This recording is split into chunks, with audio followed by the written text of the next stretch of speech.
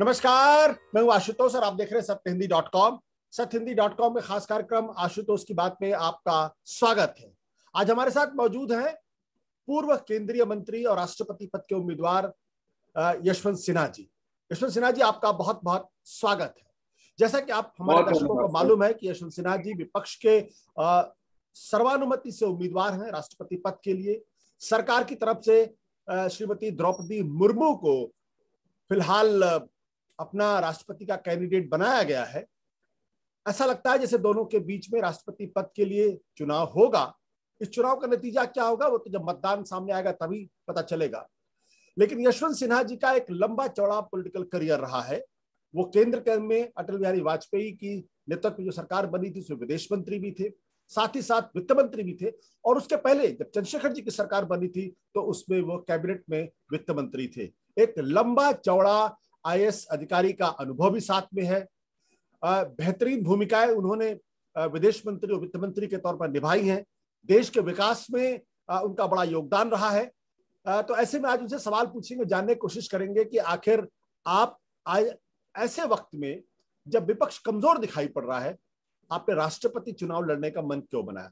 यशवंत जी, पहला सवाल, आप बार बार ये कहते रहे कि आप तो मजाक में हालांकि कहते हैं आप तो फोर्थ चॉइस है। ऐसा क्यों कहते हैं आप मजाक में ही कहते हैं कि आप फोर्थ चॉइस है राष्ट्रपति पद के लिए, तो ऐसा क्यों कहते हैं आप? नहीं, मैं इसलिए कहता हूँ कि अक्सर मैं जीवन में सेकंड चॉइस था।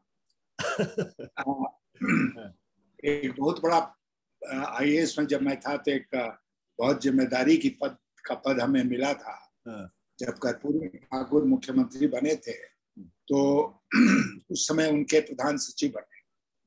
उस समय भी सेकंड चॉइस था। आप जानते हैं कि जब मैं देश का वित्त मंत्री बना तो उस समय जसवंत सिंह जी फर्स्ट चॉइस थे, मैं सेकंड चॉइस था। तो कई बार ऐसा हुआ है मेरे साथ कि मैं सेकंड, थर्ड, फोर्थ चॉइस रहा हूँ। इसलिए मुझे आश्चर्य नहीं हुआ जब इस बार लोगों ने कहा कि आप फोर्थ चॉइस हैं। हालांकि आप जानते हैं इस बात को कि हर बार एक चयन की प्रक्रिया होती है। लोग, एक पैनल बनता है, उसमें लोग स्वीकार होते हैं, लोग इनकार करते हैं, फिर एक अंततः फैसला होता है। तो इस बार फैसला हुआ, लेकिन एक बात चल पड़ी कि मैं फोर्थ चॉइस हूँ। तो मैंने कहा मुझे कोई फर्क नहीं पड़ता है, क्योंकि जिंदगी में मैं कई बार सेकंड, थर्ड, फोर्थ चॉइस रहा। आपने विपक्ष का अनुरोध क्यों स्वीकार किया राष्ट्रपति पद के उम्मीदवार बनने के लिए? क्या कारण था? क्यों आपको लगता है कि आपको चुनाव लड़ना चाहिए? देखिए, जब सारे विभिन्न दल एक साथ आए जो आज विपक्ष में हैं, और अंततः उन्होंने तय किया कि वो मुझे अपना उम्मीदवार बनाना चाहते हैं। मुझे शरद पवार जी ने फोन किया। उस मीटिंग में मैं था नहीं, तो शरद पवार जी ने फोन किया, खड़गे ने फोन किया, और लोगों ने बात की और कहा कि आप हमारे साझा उम्मीदवार बनो। तो मैंने उसको स्वीकार इसलिए किया कि मुझे लगा कि ये एक नई शुरुआत है भारत की राजनीति। आज के परिप्रेक्ष्य में जब बार बार ये शिकायत होती है कि विपक्ष बिखरा हुआ है, और दूसरा ये था कि उन्होंने जब हमसे आग्रह किया तो मुझे लगा कि उन्होंने मेरा बहुत सम्मान किया कि राष्ट्रपति जैसे गरिमामय पद के लिए उन्होंने उचित समझा कि मैं उम्मीदवार बनूं, और इसलिए मैंने इस प्रस्ताव को स्वीकार किया। यशवंत जी, आप तो भारतीय जनता पार्टी में लंबे समय तक रहे हैं। अटल आडवाणी के नेतृत्व को आपने देखा है, उनकी सरकारों में आपने काम किया है। आज उसी भारतीय जनता पार्टी के कैंडिडेट के खिलाफ आप उतर रहे हैं, ऐसा क्यों? ऐसा इसलिए कि आपको याद होगा आशुतोष जी कि इस सरकार से मैं लगातार निराश होता रहा, और अंततः 2018 में मैंने भारतीय जनता पार्टी छोड़ दी और मैं विपक्ष में आ गया। मैंने इसलिए ऐसा किया, दो कारण थे।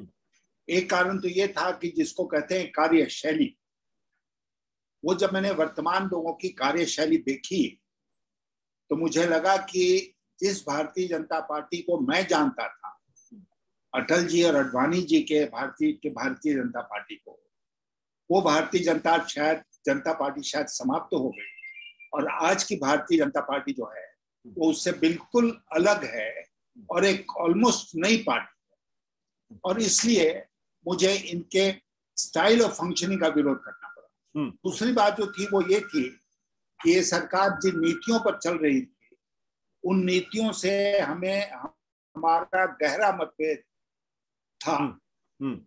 और मैं आपको बताऊं, आपको याद दिलाना चाहता हूं कि 2016 में नोटबंदी आई जी।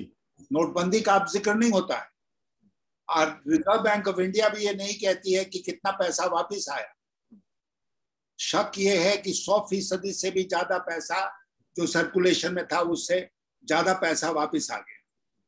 कहीं कोई जानकारी इस बात की नहीं है कि कितना काला धन पकड़ा गया, कितने लोगों के ऊपर कार्रवाई हुई। हम सब लोग उस बात को भूल गए हैं, मीडिया भी उस बात को भूल गई है, और वो सारा पैसा 100% से ज्यादा पैसा बैंकिंग सिस्टम में आ गया और सफेद हो गया।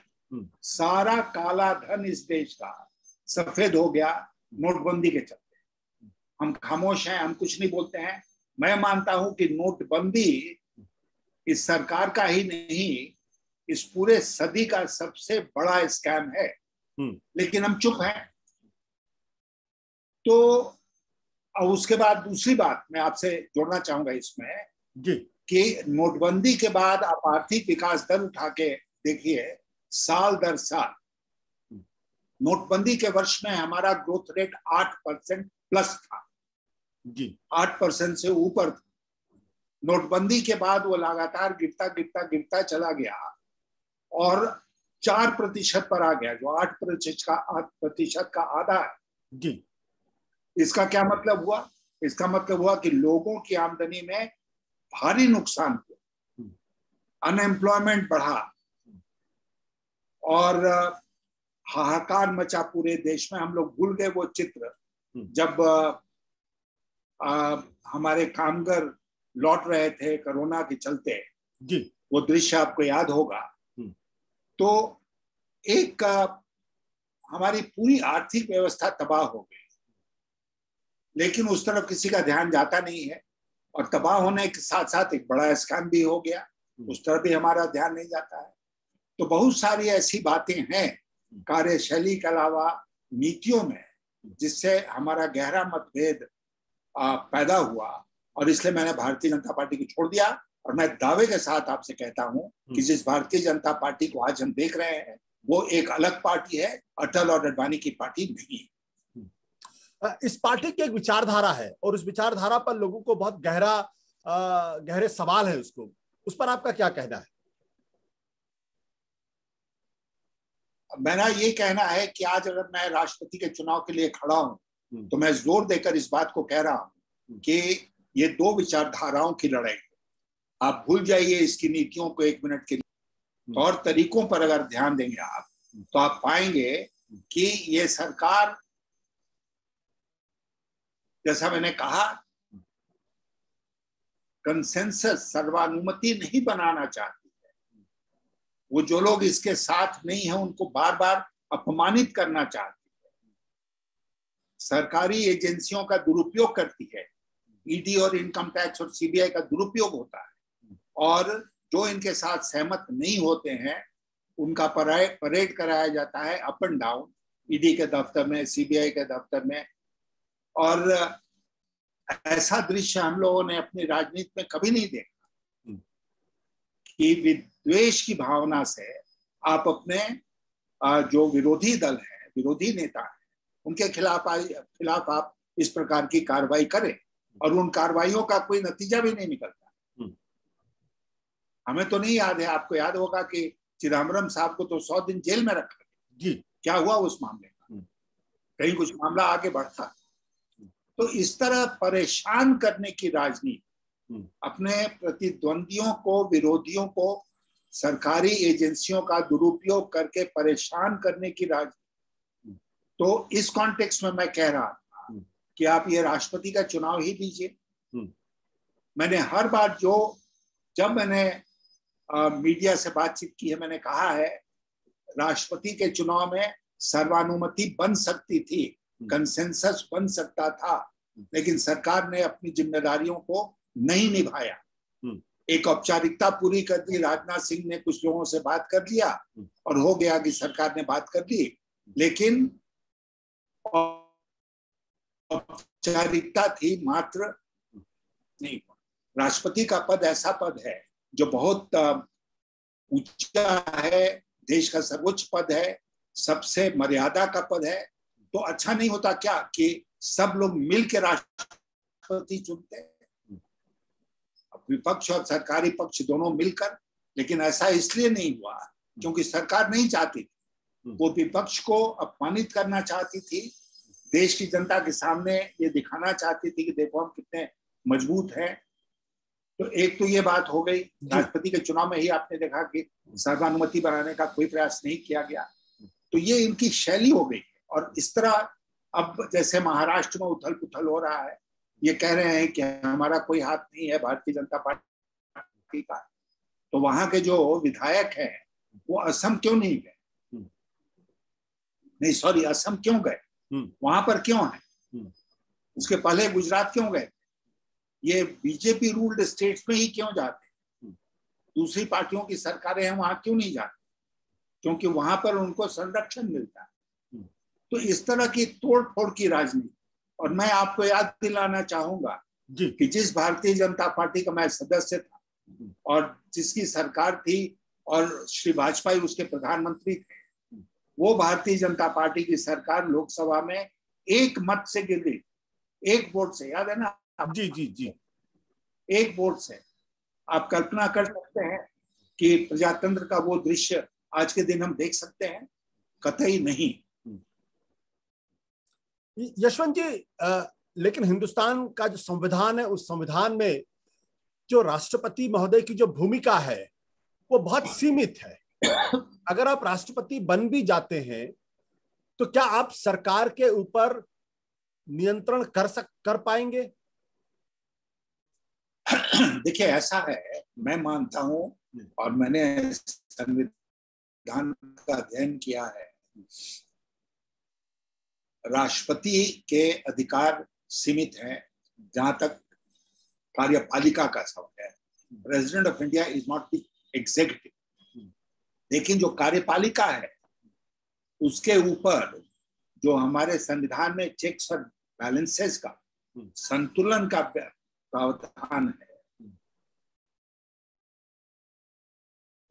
उसमें राष्ट्रपति की बड़ी भूमिका।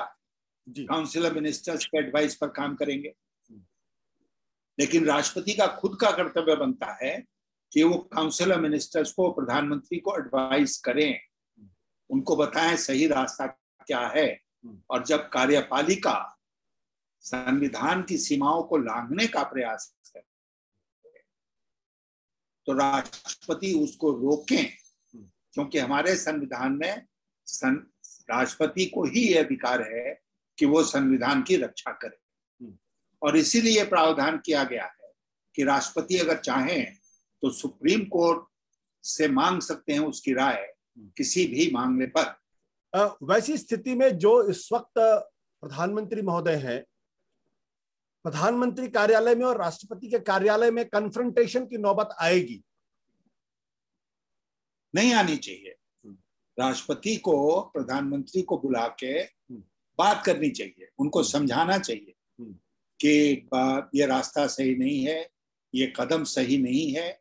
और मुझे पूरा विश्वास है कि वो इस बात को तवज्जो देंगे, महत्व देंगे। और हमारे देश में कई ऐसे अवसर आए हैं जब राष्ट्रपति ने अपने संवैधानिक दायित्वों का निर्वहन करते हुए इस प्रकार की भूमिका निभाई है और संविधान की रक्षा हुई है। तो इसलिए ये कोई अजीब बात नहीं होगी कि आने वाले दिनों में भी इस प्रकार का की व्यवस्था राष्ट्रपति भवन और प्रधानमंत्री कार्यालय में हो। ये द्रौपदी मुर्मू जी सरकार की तरफ से, सत्ता की तरफ से प्रधान राष्ट्रपति पद के उम्मीदवार है, उनके बारे में आपकी क्या राय है? हमारी राय कुछ खास नहीं है इसके बारे में। उन लोगों ने एक उम्मीदवार को खड़ा किया है, विपक्ष ने एक उम्मीदवार को खड़ा किया है।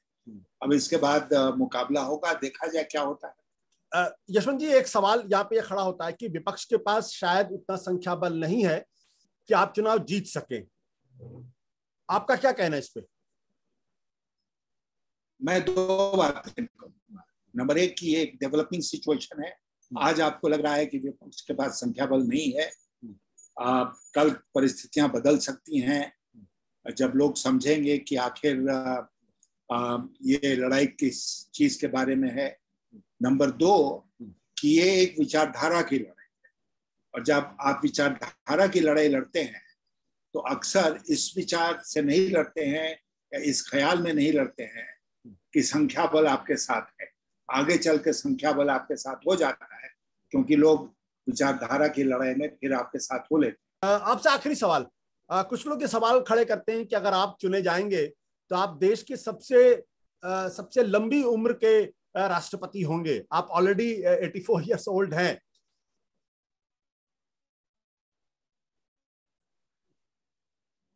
हाँ, और सबसे ज्यादा शायद अनुभव वाले जी, सबसे अधिक अनुभव वाले राष्ट्रपति जी। मैं मानता हूँ कि मेरे अनुभव का व्यक्ति कोई है ही नहीं जिसका एक लंबा प्रशासनिक अनुभव रहा हो, उसके पहले वो एक शिक्षक रहा हो। यशवंत सिन्हा जी, बहुत बहुत शुक्रिया आपका हमारे साथ जुड़ने के लिए। थैंक यू सो मच, और हमारी शुभकामनाएं कि आप राष्ट्रपति भवन में आप पहुंचे। बहुत बहुत शुक्रिया सर। सत्य हिंदी का ऐप डाउनलोड करें गूगल प्ले स्टोर पर।